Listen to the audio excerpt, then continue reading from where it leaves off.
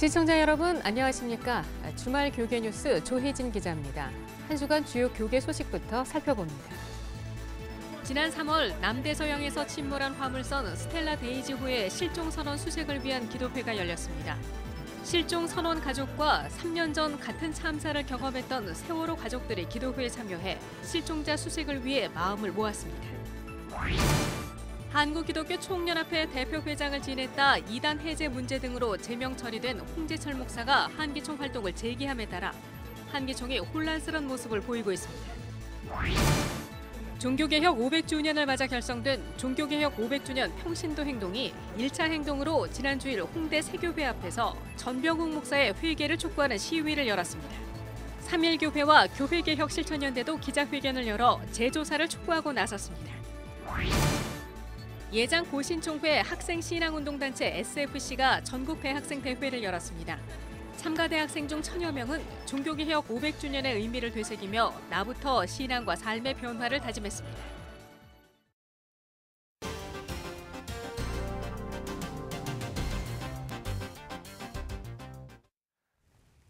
전병욱 목사 성추행 의혹 사건이 아직 끝나지 않은 듯 보입니다. 최근 들어 전병욱 목사의 회개와 징계를 요구하는 목소리가 잇따르고 있는데요. 자세한 내용을 이승규 기자와 살펴보겠습니다. 이 기자, 네. 먼저 전병욱 목사 성추행 의혹 사건의 내용부터 한번 살펴볼게요. 네, 전병욱 목사 성추행 의혹이 불거진 것은 지난 2010년입니다. 2009년 11월경 당회장실에서 성추행이 일어난 것으로 알려졌는데요. 예. 당시 전병욱 목사는 여신도를 성추행한 의혹으로 교회를 사임했습니다. 그런데 2년여가 지난 2012년 전병욱 목사가 홍대 세교회를 개척하면서 반발은 더욱 거세졌습니다. 전병욱 목사 측은 오히려 대리인을 통해서 피해 여성들의 주장은 사실이 아니라며 과장되거나 허위 사실을 말하고 있다고 주장했습니다. 네, 근데 전병욱 목사 성추행 의혹 사건은요, 그 교단 내에서도 재판국이 꾸려졌었던 만큼 네. 교단 내에서 먼저 징계가 있었어야 하는 게 아닌가 싶거든요. 네, 그렇습니다. 지적하신 대로 이런 불미스러운 사건이 벌어지면 교단이 먼저 징계를 내리는 게 당연하죠. 예. 전병욱 목사가 속한 대한예수교 장로회 합동총회는 사실 이런 상식과는 거리가 좀 멀었습니다. 사건이 알려진 지 4년여가 지난 2014년 예장합동총회 평양노회가 재판을 열었는데요. 공교롭게도 당시 평양노회가 분립이 되는 바람에 전병욱 목사 사건은 묻히게 됐습니다. 아하. 그러다가 2016년 평양노회가 다시 재판을 열었습니다. 결과는 모두 아시다시피 공직정지 2년에 설교중지 2개월이라는 징계를 받았는데요. 예. 당시에도 솜방망이라는 비판이 있었습니다. 공직정지 2년 같은 징계는 사실 전병욱 목사에게 아무런 효력을 미치지 못합니다. 또 재판 과정에서도 홍대 세교회 교인들이 예장합동총회를 찾아 전 목사를 비호하기도 했고요. 노회가 징계를 내린 뒤 3.1교회가 총회에 상고했지만 총회는 이를 받아들이지 않았습니다. 예, 그러니까 교단 내에서는 징계가 솜방망이 처벌이었는데 네. 최근 들어서는 다시 징계를 해야 된다 이런 목소리가 커지고 있어요. 어떤 이유 때문이죠? 전병욱 목사의 재조사를 촉구하는 목소리가 계속 이어지는 이유는 예. 지난 1일 서울고등법원의 판결 때문입니다. 최근에 커진 이유에 대해서 말씀하시는 거죠? 네네. 서울고등법원은 3.1교회가 전병욱 목사를 상대로 낸 전별금 반환 청구 소송에서 일부 승소 판결을 내렸습니다. 1심은 전병욱 목사의 손을 들어줬으나 2심에서 3.1교회의 손을 일부 들어준 건데요. 법원은 장소와 내용 및 방법 등이 피해자 상호 간 상당 부분 일치한다며 담임 목사의 지위를 이용해 장기간 다수의 여성 신도인 피해자들을 상대로 성추행 및 성희롱을 한 것으로 인정된다고 말했습니다. 종교개혁 500주년 평신도 행동은 지난 25일 홍대 세교회 앞에서 전병욱 목사 규탄 시위를 열었습니다. 성추행 의혹에도 교회를 개척해 목회를 하고 있는 전병욱 목사에게 회개를 촉구하기 위해서인데요. 예. 규탄 시위를 주도한 양희삼 목사는 공교롭게도 전병욱 목사와 같은 교단인 대한예수교 장로회 합동총회 소속입니다. 성범죄를 저지르고 유일하게 살아남을 수 있는 데가 목사들밖에 없어요. 교수들은 공무원이든 어찌됐건 성범죄 저지르면 다 면직을 당하거나 처벌을 받잖아요. 29일에는 3.1교회와 교회개혁 실천연대가 재조사를 촉구하는 기자회견을 열었습니다. 양측은 예장합동총회가 다시 재판국을 열어서 합당한 권징과 면직을 해야 한다고 호소했습니다. 전병욱 사건은 현재 진행형입니다. 이 사건이 다시 한번 하나님의 공의 안에서 올바른 권징이 이루어질 수 있도록 예장합동총회와 평양노회의 결단을 요구하겠습니다. 삼일교회와 개혁연대는 전병호 목사 선봉제 의혹 재조사 촉구와는 별개로 개신교 성폭력 상담기관 설립에 힘을 모으기로 했습니다. 교회 안 성폭력 피해자들의 목소리를 들어줄 전문적인 기관이 필요하다는 이유에서입니다. 수백억, 수천억 원의 교회 건물에는 아낌없이 돈을 쓰는 한국교회가 이런 전문적인 사역기관 하나 없다는 것은 번영주의 신앙에 매몰되어 그 안에서 골마 터져가는 한국교회의 여러 문제를 외면해 왔다는 사실을 극적으로 드러내었다고밖에는 생각할 수 없습니다. 전병호 목사 성추행 의혹 사건은 한국교회에 던지는 시사점이 매우 큽니다. 그렇기 때문에 합당한 권징이 필요한 건데요. 한국교회 목회자가 성범죄로 인해서 처벌받은 사실이 없다는 얘기도 있죠. 한국교회 안에 공의가 살아있다는 것을 이번 기회에 한국교회가 좀 보여주면 어떨까 싶습니다. 예. 네, 이번에서는 교단에서 정말 합당한 징계가 있기를 바라고요. 네. 그래서 좀 교회의 권위가 섰으면 하는 그런 바람을 가져봅니다. 예. 이승규 기자 잘 들었습니다. 네.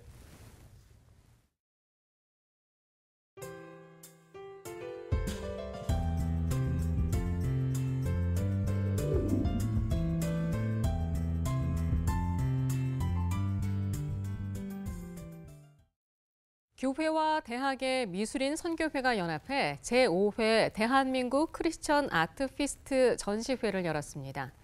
이번 전시회는 종교개혁 500주년을 기념해 기독 작가들이 기독교 미술의 정체성을 고민하며 작업한 다양한 작품들이 전시돼 눈길을 끌고 있는데요. 문화 현장 이사라 리포터가 소개합니다. 흑암 가운데 빛을 만든 하나님의 창조를 표현하며 주의 임재를 나타냈습니다. 온 만물을 덮은 커다란 빗줄기, 하나님의 심판과 새로운 구원 역사를 말하는 노아의 홍수를 표현한 작품입니다. 기독 작가들이 창세기를 묵상하며 작업한 다양한 작품들을 선보이고 있습니다. 각 교회와 대학의 미술인 선교연합체인 대한민국 크리스천 아트 피스트가 태초회를 주제로 종교개혁 500주년 기념 소품전을 열고 있습니다. 이번 전시에는 백석대학교와 사랑의 교회, 영락교회, 지구촌교회 등 5개 미술선교회에 소속된 67명의 작가가 참여했습니다.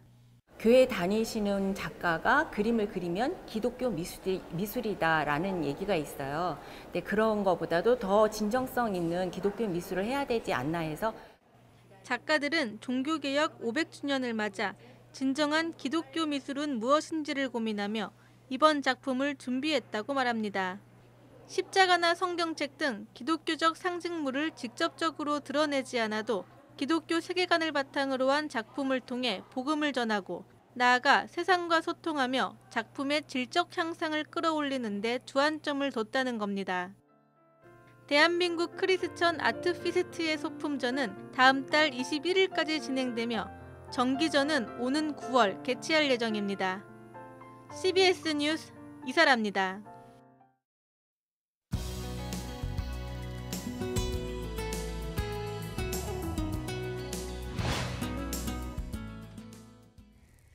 일부 대형교회 목회자를 제외하고 많은 목회자들이 은퇴한 뒤에 생계가 막막해 어려움을 겪고 있습니다. 기독교 한국침례회가 이런 은퇴 목회자들의 노후를 위해 연금 제도를 도입하기로 했습니다. 오늘 뉴스인에서는 연금제도 도입을 이끌어낸 기독교 한국침례회 유관재 총회장을 모시고 은퇴 목회자들을 위한 교단의 노력을 살펴보겠습니다. 총 회장님 어서 오십시오. 예, 반갑습니다. 네, 안녕하세요. 예. 네. 은퇴 목회자들의 노후가 어렵다는 얘기 저희가 많이 듣고는 있어요. 예. 근데 실태가 어느 정도인지요? 제가 한 은퇴 목사님을 만났어요. 그분이 그래도 목회를 잘하신 분이었는데 저를 예. 붙들고 울면서 하시는 말씀이 누가 매달 5만 원씩만 줘도 너무 좋겠다는 거예요. 그 정도입니까? 예, 그 얘기를 듣는데 뭐 너무 가슴이 메어지더라고요. 그래서 이것이 굉장히 중요한 일이겠구나. 몇 가지 면에서 이제 은퇴 연금을 하는 것이 중요한데 예. 현재 목회자들에게도 중요하고 네네. 이미 은퇴한 분들에게도 너무 중요한 일이겠구나 생각을 하고서 이것을 시작을 했습니다. 그렇군요. 네. 그 정도로 어려운 줄은 저희가 몰랐네요. 예. 네. 근데 이번에 연금 제도를 도입하게 되는데요. 예. 운영은 어떻게 하실 거고요? 또 예. 실제 어떻게 지원이 되는 형태가 될까요? 예. 저희가 연금 제도를 그러니까는 다른 교단이 한 모든 것들을 다 보면서 저희들이 생각하기를 첫째도 투명성, 두 번째도 투명성, 세 번째도 투명성. 그래서 연금 재단을 설립하기로 이제 총회에서 결정을 했고 임시총회를 통해서 결정을 했고 그래서 투명성 있게 해나가는 것이 저희들의 목표고요. 그리고 그 연금 혜택이 모든 교회들에게 돌아가도록 했습니다. 다시 말해서 이 연금 제도를 통해서 제가 생각하고 있는 것은 그동안에 한국 교회가 이분법적으로 돼 있었거든요. 선교하는 교회, 선교 받는 교회, 대형 교회, 또 소형 교회, 작은 교회, 또 큰 교회, 작은 교회로 나눠져 있는 것이 연금을 통해서 우리가 하나가 되는 그러한 것을 만들자. 그래서 대형 교회에서 조금 더 많은 것들이 흘러나오고 그래서 이걸 받을 때 저희들이 일한 이안이 있는데 아직은 일한만 만든 건데요. 최소한 30만 원 이상씩을 모든 분들이 받을 수 있는. 그러나 제 후임이 더 잘하면은 총회장이 더 많은 것들을 받겠지만은 누구나 똑같이 그렇게 받을 수 있는 것. 여기에 내가 매달 개인적으로 내지 않더라도 받을 수 있는 구조를 만든 것이고 이안은 이제 제가 아직 못 만들고 이게 1년 가지고는 안 되더라고요.